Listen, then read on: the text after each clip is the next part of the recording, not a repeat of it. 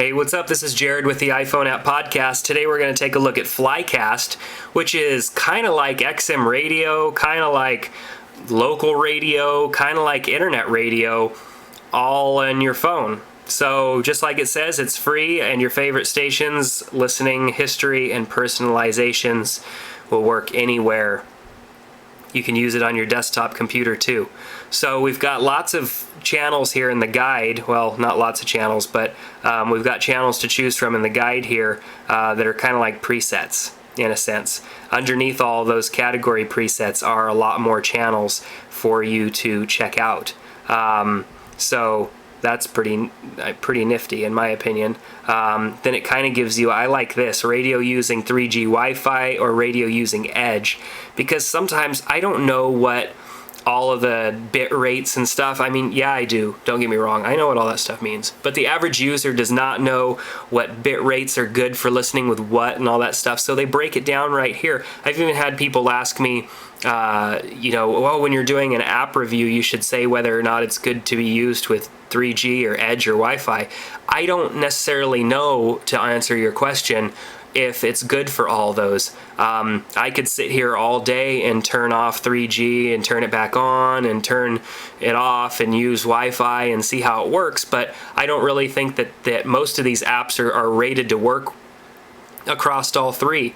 Some of them, I mean, some of these apps where it pulls in map information and stuff like that, I probably wouldn't touch it unless you were on a 3G or a Wi-Fi. But this here breaks that down and gives you that information here in these radio guides, and gives you exactly what your connection is. So if I'm on a Wi-Fi, I could listen to whatever I want. If I'm on 3G, I could get away with 3G. Maybe even if I want it, if I'm not feeling like the 3G is working really well, I can go over to Edge and use that.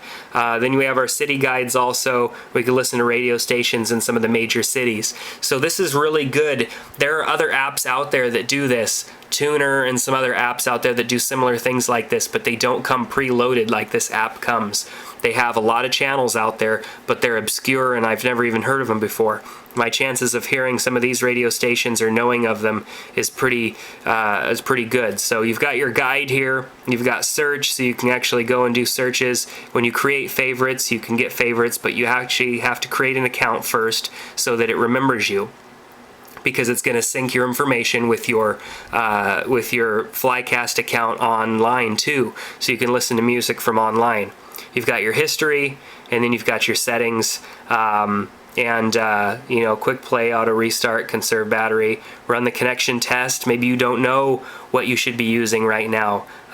So basically it's going to tell me that my connection's good enough for anything I want, because I'm on a 25 megabyte connection, so in your face. But nonetheless, this Flycast is great. I've been using Flycast for a couple of weeks now, and have had a couple of suggestions from listeners that I review this app, because people are loving this app. I literally have had probably 4 or 5 people in the last week say, hey, what about Flycast? And I said, hey, I'm reviewing it already, so get off me. But this app is great as far as the content that it provides you. I mean, look at all those categories. It's got more categories than MySpace for music, except these categories make sense. Yeah, so let's check out classic rock. Okay, we've got a bunch of channels for classic rock. Load one up. Yeah, buffers for a few minutes and it starts playing. What I like is that it starts playing first and then loads in all the crap second. I would rather get to music fast before I get album covers, before I get information. They get it over at Flycast. They get that lag is one of the biggest things to deal with. So why not play the music first, bring the information second? It's a simple concept, but apparently nobody has got it except Flycast, this is great. So this is good. And I mean, when you pause, it goes into conserve mode, so it's not sitting there running a bunch of downloading and everything. It pauses. It actually pauses instead of continuing to stream. So this is a good app. Flycast really got it right. I can click on my little that's pretty hard. Let's get back here and see if I can't I don't want to listen to music. Let's turn that down. I have too big of a finger to get to this little eye, the indicator. So it's difficult because my fingers are big, but it gives you some good information. You've got a mute button right here. You can go and view more information about this on the web, or click web, and it's going to bring in a browser right here. So this is a good app. This is a very good app. Flycast got it right.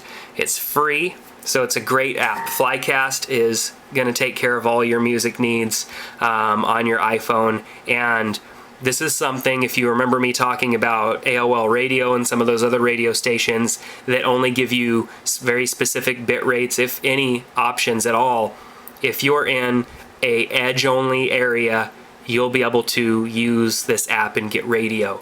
Then, of course, if you get into a 3G or a Wi-Fi area, that just means you can get some higher quality radio. So this is a great app. Flycast really got it.